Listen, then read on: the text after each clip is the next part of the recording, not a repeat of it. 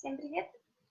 Сегодня я хочу, как я написала, сделать такое видео небольшое. Оно будет полезно для художников, для тех, кто хочет быть художником, кто сейчас учится, кто хочет поехать куда-нибудь в резиденции.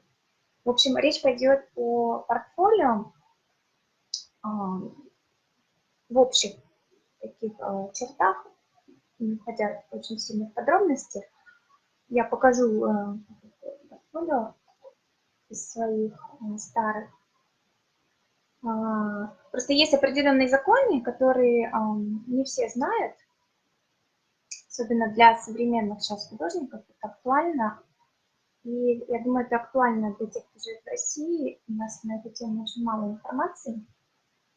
Даже когда я была во Франции, честно говоря, тоже я с трудом находила эту информацию. Как правило, художники сами, они не очень любят делиться какими-то секретами, немножко, да, чувствуют какую-то конкуренцию в этом смысле и не очень делятся моментами, как делать, да, что там должно быть. Но есть книги, я в том числе нашла однажды в конце очень хорошую книгу, она называется «Гид художника», где подробно-подробно было об этом рассказано.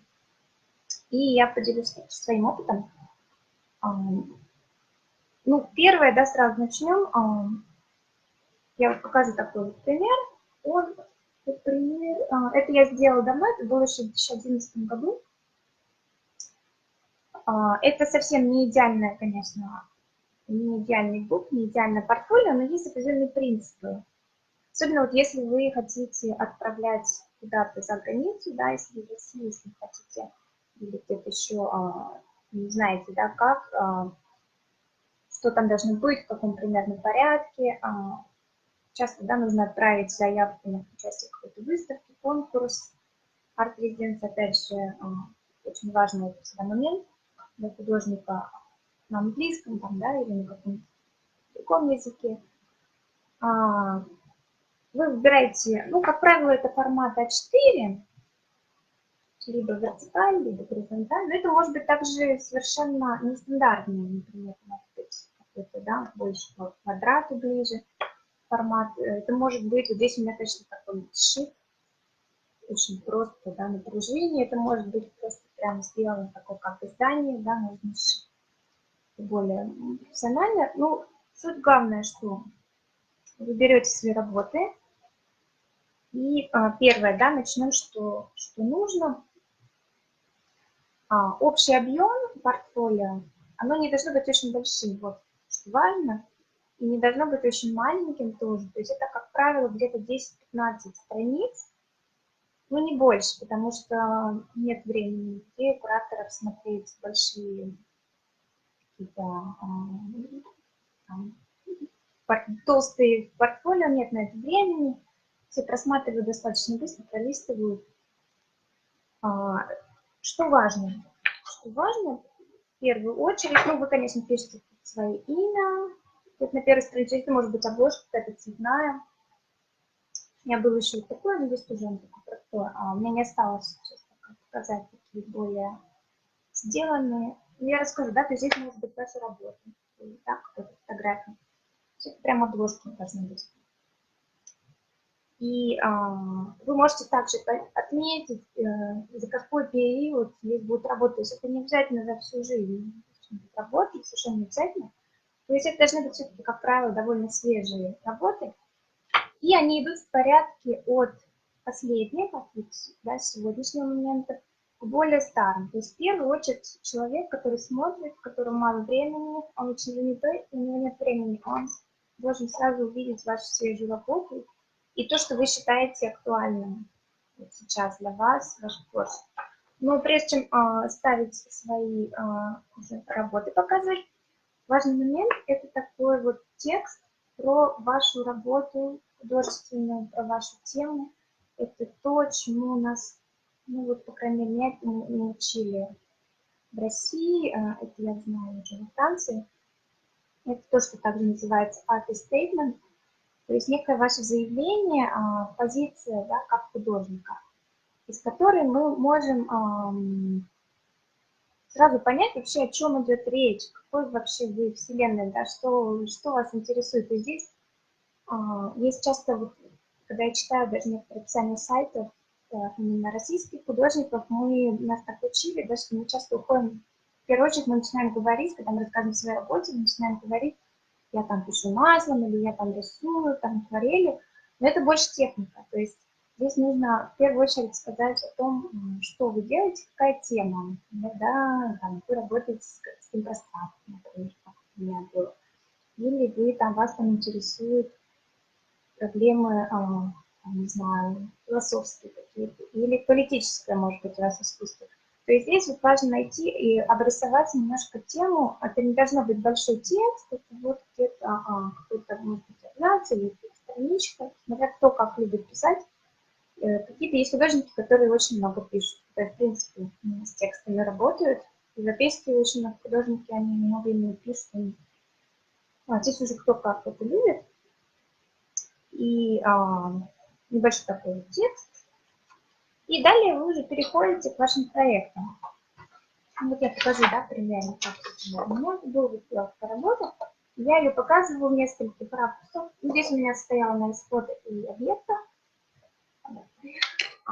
Это может быть, например, ваш проект сфотографированный с разных точек. Это может быть также, например, если вы его выставили, то это может быть, скажем, фотография в воздушном пространстве и фотография, например, отдельно.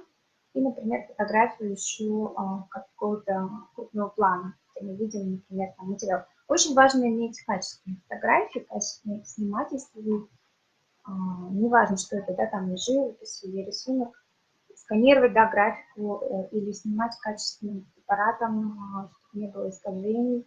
Если это скульптура, объемные какие-то вещи, значит, тоже делать так, чтобы это были вкусные такие картинки, это важно. То есть не ставить, конечно, некачественные какие-то растянутые фотографии с пикселями, да, это не нужно.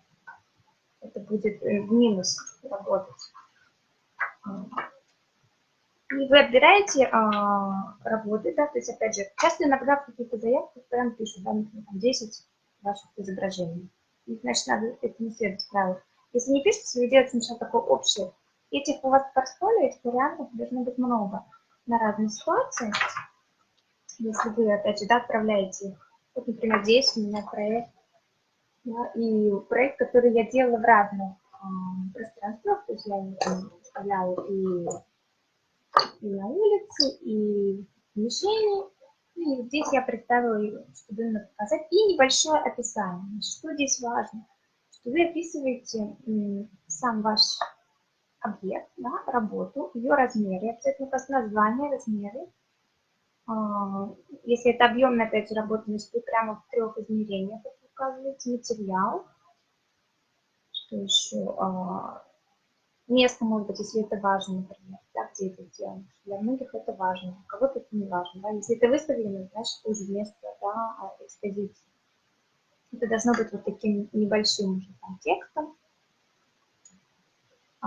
И если нужно, можно также добавить небольшой текст, который поясняет вашу идею. А если это может быть не очевидно, особенно если это современное искусство, оно часто требует небольших пояснений, да, чтобы было понятно, о чем идет речь, да, что вы этим хотели сказать. Тут не надо опять много-много расписывать, но немножко, например, что вдохновило, почему эта работа вот родилась, да, почему она выставлена, вот, например, там, на улице здесь, почему это так. То есть это вот буквально можно чуть-чуть описать. И вот таким образом вы начинаете от ваших свежих работ более старым. Вот примерно 10, там, 10-15, а максимум 15 вы свои работы вставляете, да, в выбывающем таком порядке, что, как правило, в конце уже там, да, меньше смотрят. И что еще важно, в конце, вы также видеоработы, да, если вы видеохудожник, вы ставите скриншоты делаете. Здесь, например, у меня был видеопроект, И я показала здесь вот, скриншот видео. Беспроигрышный уже другое видео, но это могло быть даже, например, разворот одного проекта, и я бы его могла показать в разных вариантах, где я его выставляла, например, да, может быть, где-то я проецировала это видео, и, значит, тоже я туда ставлю. Если мне нравится, да, эта картинка, у меня есть хорошее качественное изображение. Иногда бывает важно, конечно, показать сам факт, даже что, да, состоялось там какое-то событие, может быть, где-то участвовать в какой-то интересной выставке или еще где-то, и это важно, да, отметить и показать, но тогда можно, в принципе, менее качественную картинку выложить, но, может быть, тогда в маленьком, вот, например, здесь, да, у меня была не самая лучшая картинка, я ее сделала небольшой. Ну, таким образом я показала таки, да, что я участвовала в одном там интересном проекте, видеопроекте. Таким образом, да, у вас все работы, видите, должны быть подписаны, да, что вы работа, когда сделана, там год не забывайте. И последнее, да, завершается это все вашим резюме. Это тоже важно, об этом иногда забывают, но это важно в конце поставить, вот здесь у меня такое было, кратко, как правило, ну, на страницу. Если у вас очень большое, например, уже резюме, вы можете его сократить, основные вещи. И здесь вы перечисляете, конечно, ваш опыт, связанный с искусством, то есть сюда не нужно какие-то работы включать, да, которые не связаны были непосредственно с вашей художественной деятельностью профессиональной. Ну, как делать резюме, это не все знают, если что, спрашивайте. И что еще важно, да, вы эту работу, конечно, верстаете по возможности не в таких программах, как Word, да, стандартных. Вы по возможности верстаете это в программах профессиональных, как InDesign, еще, может быть, какие-то есть. Чтобы у вас был хороший качественный шрифт, чтобы у вас были хорошие поля, чтобы у вас вообще было продумано именно типографика, да, как правильно сказать. Как вот именно, чтобы это выглядело изданием качественным. То есть не просто таким, что вы набрали это в Word и первым попавшимся Times Roman, да, или Arial. Хотя можно при желании, естественно, можно сделать и в Word, и были у меня ситуации, когда я осталась без компьютера и верстала свои все эти буки, я их верстала в Word как-то. Ну, тут уже надо четко тоже стараться, чтобы это выглядело качественно, чтобы у вас был качественный шрифт, хорошо отбиты поля, хорошо поставлены качественные картинки. И тогда тоже вы сохраняете формат PDF, и обязательно ваш PDF, он должен быть, если вы отправляете по электронной почте, он не должен быть очень тяжелым, да, то есть максимум 2-3 мегабайта, но при этом вы делаете, да, специально такую компрессию, чтобы у вас оставались качественные картинки. Здесь тоже экспериментируйте. Здесь есть тоже свои моменты, чтобы вы, ужимая, не теряли качество, чтобы оно было читабельным, чтобы при распечатке, если вы пустили печать, тоже люди могли там, да, все увидеть, все прочитать.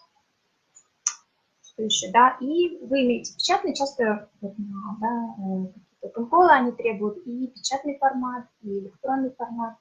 То есть вы делаете основную версию, да, ставите качественные картинки, и вы там распечатываете сами, отправляете хорошую качественную бумажную версию и отправляете электронную версию. И это также, ну, это, в принципе, все время такой процесс, который должен всегда постоянно делать сейчас. Постоянно находится в процессе редактирования своего портфолио, если все время куда-то что-то отправляют в разные, опять же, институции, разные требования, и все время это вот такой процесс, который все время требует доработок, каких-то изменений. Да, язык, если вы отправляете на английском, да, может быть,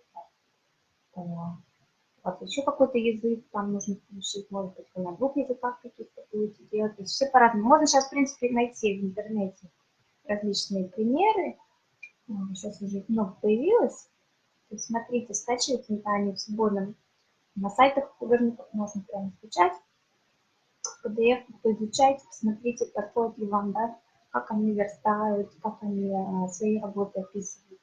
И здесь вот это очень важный момент в карьере художника в нашей области. И, в общем, это вот то, что я хотела сегодня вам рассказать в двух словах. Что еще сказать? Портфолио. Вы можете выложить тоже его, вы можете делать страничку, свой сайт, да, на котором может быть лежать эта версия для скачивания. Тоже хороший такой момент, чтобы люди, да, могли посмотреть ваши работы, скачать и такую же, как маленькую книжечку. Экспериментируйте тоже с формой, можете сделать какой-то вариант, который будет в формате таком, в формате книги, да, А5 формат. Здесь можно экспериментировать, можно смотреть. Главное, да, соблюдать те правила, которые требуют от вас те места, куда вы отправляете вот эти вещи. Ну, если какие-то еще вопросы у вас появятся на эту тему, я буду рада на них ответить. Вот. А пока что, наверное, это мы закончим. Я думаю, что вот какие-то еще моменты я буду хотеть и рассказывать. И пишите, если какие-то еще есть темы, которые интересны в этом смысле. Все, я всем желаю хорошего вечера или дня и успехов в создании ваших портфолио, буков и подобное. Пишите. Удачи. Счастливо.